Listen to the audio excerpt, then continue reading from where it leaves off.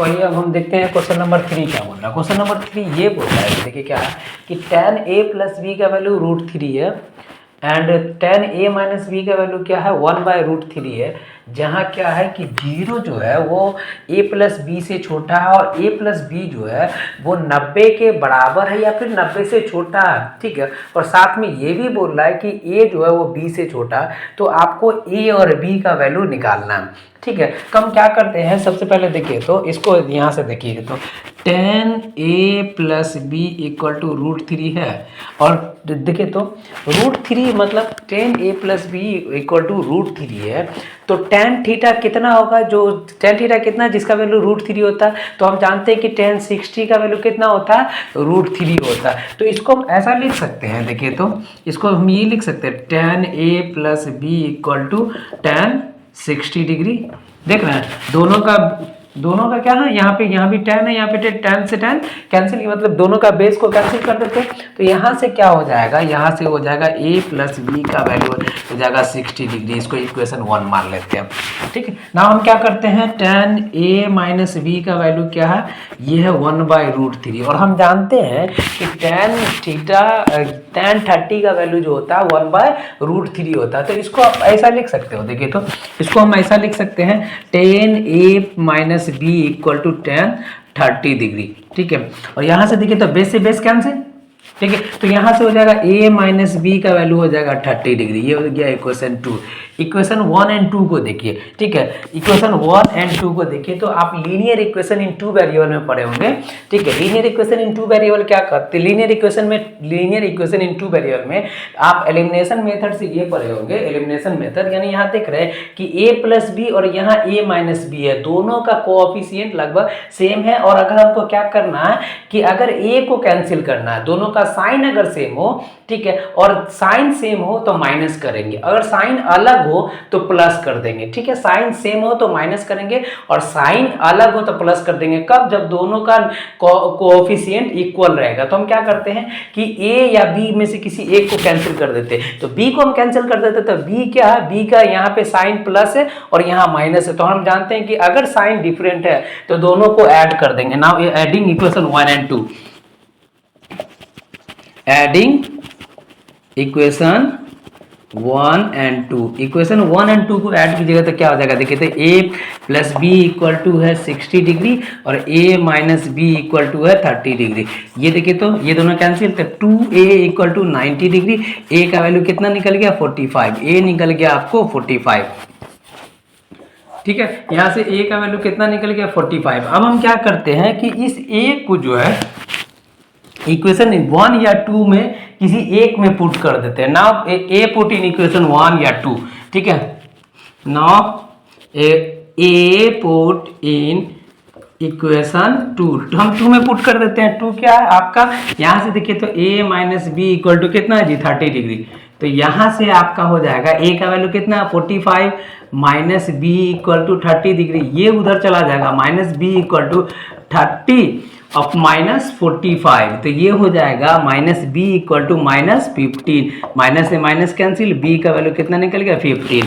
तो ये रहा आपका ये क्वेश्चन नंबर 3 का सॉल्यूशन। ए का वैल्यू कितना निकला 45, यहाँ से हम लिख दें, ऐसा करते ए का वैल्यू कितना निकला है आपका 45 और बी का वैल्यू कितना निकला है आपका 15। तो ये रहा क्वेश्चन नंबर 3 का सॉल्यूशन। अब हम आते हैं, तो अब हम लोग आते हैं क्वेश्चन नंबर 4 पे, ठीक है। क्वेश्चन नंबर 4 क्या बोल रहा है, ध्यान से देखिए। क्वेश्चन नंबर 4 ये जो है, यहाँ पे हमको क्या करना है, ये ट्रू और फॉल्स बताना है कि क्या ये ट्रू है या फॉल्स है, पहला क्वेश्चन। और उसको जस्टिफाई भी करना है। तो पहले देखिए तो साइन a प्लस बी जो है वो sine a plus sine b के इक्वल है, क्या यह सही है या गलत है, देख लेते हैं, ठीक है। आपको यहाँ से देखिए तो हम क्या करते हैं कि एक का वैल्यू को हम कुछ और ले लेते हैं और दूसरे के वैल्यू को हम b के वैल्यू को कुछ और ले लेते हैं। जैसे हम मान लेते हैं कि एक को 30 ले लेते हैं, दूसरा को हम 60 ले लेते हैं, ठीक है। तो यहाँ से अगर हम देखते हैं कि अगर a का वैल्यू हम क्या ले लेते हैं 30 और b का वैल्यू हम 60 ले लेते हैं, तो ये दोनों मिलाकर कितना हो जाएगा 90, और साइन 90 क्या आता है, साइन 90, ठीक है, साइन 90 होता है 1। अब यहाँ से देखिए इन दोनों को हम चेक करके देखते हैं। साइन कितना लिए थे, a का वैल्यू 30 लिए थे ना, साइन 30 प्लस साइन 60, देखिए साइन 30 का वैल्यू कितना होता है, साइन 30 का वैल्यू होता है 1/2, ये हो जाएगा 1/2, और 60 का वैल्यू कितना होता है √3/2, ठीक है, तो ये कितना हो जाएगा 1 प्लस √3/2। क्या ये 1 और ये दोनों आपस में इक्वल है? नहीं है इक्वल, तब इसको बोल सकते हैं कि यह फॉल्स है। ठीक है, अगर आपको एक चीज और है कि साइन ए प्लस बी जो है वो 11th में पढ़ना है। ठीक है, 11th में भी इसका एक फॉर्मूला होता है, साइन ए प्लस बी का फॉर्मूला होता है sine A into cos B plus cos A into sine B, ये 11th में हमको पढ़ना है। ठीक है, अब हम आते हैं क्वेश्चन नंबर 2 पे। ठीक है, इसी का 2 जो है कि क्या बोल रहा है कि the value of sine theta increase as a theta increase.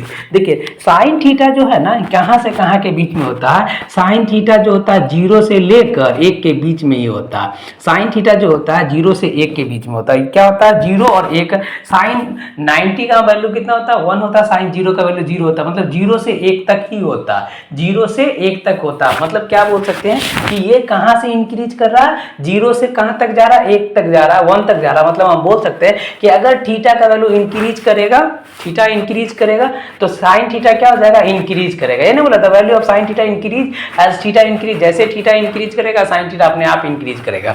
ठीक है, तो ये क्या हो जाएंगे? ये ट्रू हो जाएगा। ठीक है, अब क्वेश्चन नंबर 3 को देखते हैं। क्वेश्चन नंबर 3 क्या बोल रहा है? ठीक है, ध्यान से देखिए तो क्वेश्चन नंबर 3 क्या बोल रहा है कि the value of cos theta increase as a theta increase. क्या cos थीटा का वैल्यू इंक्रीज करेगा जब थीटा को हम इंक्रीज करते हैं? तो देखिए तो क्या होता है कि इसी को पलट ना दीजिए। ठीक है, इसी को पलटिएगा तो क्या हो जाएगा कि ये हो जाता है cos थीटा। ठीक है, और ये हो जाएगा आपको यहां से देखिए cos थीटा जो होता है 1 से और 0 के बीच में होता है। 1 cos, देखिए तो cos 0 डिग्री cos 0 1 होता है और cos 90 का वैल्यू 0 होता है। तो मतलब क्या बोल रहे हैं कि जैसे जैसे हम थीटा को इंक्रीज कर रहे हैं, थीटा को हम इंक्रीज कर रहे हैं तो क्या हो रहा है? cos थीटा का वैल्यू डिक्रीज कर रहा है। cos कहां से कहां तक होता है? 1 से 0 तक होता है। ठीक है, cos कहां से कहां तक होता है? 1 से 0 तक होता है। ठीक है, तो ये हम क्या, मेरा ये क्या हो जाएगा? फॉल्स हो जाएगा। अब हम आते हैं यहाँ इस क्वेश्चन को देखिए। इस क्वेश्चन को ये देख रहे हैं sine theta equal to cos theta. Sine theta और कॉस थीटा आपस में इक्वल होते हैं for all the value of theta. क्या साइन थीटा और कॉस थीटा आपस में इक्वल हो सकते हैं? देखिए साइन और कॉस एक ही कंडीशन में आपस में इक्वल हो सकते हैं 45 पे। साइन 45 और कॉस 45 का वैल्यू 1/√2 होता है। इसके अलावा देखिएगा तो दोनों अपोजिट हो जाएगा। जैसे साइन 0 कितना होता है? साइन 0 0 होता है, लेकिन कॉस 90 कितना हो जाता है? कॉस 90 आपको 0 होता है। तो देखो यहाँ इसका 0 उसका 90, इसका 30 उसका 60, मतलब साइन 30 का वैल्यू 1/2 होता है, कॉस 60 का वैल्यू 1/2 होता है। ठीक है, तो साइन 60 का वैल्यू होता है √3/2, तो कॉस 60 का वैल्यू होता है कॉस 60 का वैल्यू होता है 1/2। एक एकलौता ऐसा है, मतलब अगर आप बोलिएगा साइन 45 और कॉस 45 यही दोनों है जो आपस में इक्वल होते हैं, इसके अलावा कोई ऐसा वैल्यू नहीं है। ठीक है, थीटा का वैल्यू कोई ऐसा नहीं है जिसमें दोनों आपस में इक्वल हो सकते हैं। तो क्या सभी थीटा के लिए ये दोनों आपस में इक्वल है? नहीं है। ठीक है, तो ये हो जाएगा फॉल्स। ठीक है, ये क्यों फॉल्स हो गया समझ में आ गया। इसके बाद आते हैं, ध्यान से देखिए तो cot a is not defined for a equal to 0। क्या cot a जो है वो नॉट डिफाइंड होता है जब a का वैल्यू यानी थीटा का वैल्यू, यानी a यहाँ पे थीटा ले लेते हैं, a का वैल्यू 0 होगा तो क्या ये नॉट डिफाइंड होगा? क्यों? देखिए तो cot a मतलब क्या होता है? देखिए cot a का वैल्यू मतलब होता है कि cos a बटा sin a। ठीक है, अगर हम cos a का वैल्यू कितना लिए? 0, तो cos 0, ठीक है, बट्टा में sin 0। ठीक है, cos 0 का वैल्यू कितना होता है? cos 0 1 होता है, sin 0 0 होता है। 1/0 किसी भी नंबर को जब 0 से डिवाइड करते हैं तो वो नॉट डिफाइन हो जाता है। ठीक है, क्या हो जाता है? नॉट डिफाइन हो जाता है। तो ये क्या हो जाएगा आपका? ये क्या हो जाएगा आपका? ट्रू हो जाएगा। ठीक है, क्यों cot, ये देखिए क्या बोला? cot a is not defined for a equal to 0। a 0 हो जाएगा तो क्या हो जाएगा? cot a नॉट डिफाइंड होगा। जी है, क्यों होगा? ये समझ में आ गया। ये है आपका सॉल्यूशन। ठीक है, तो यहाँ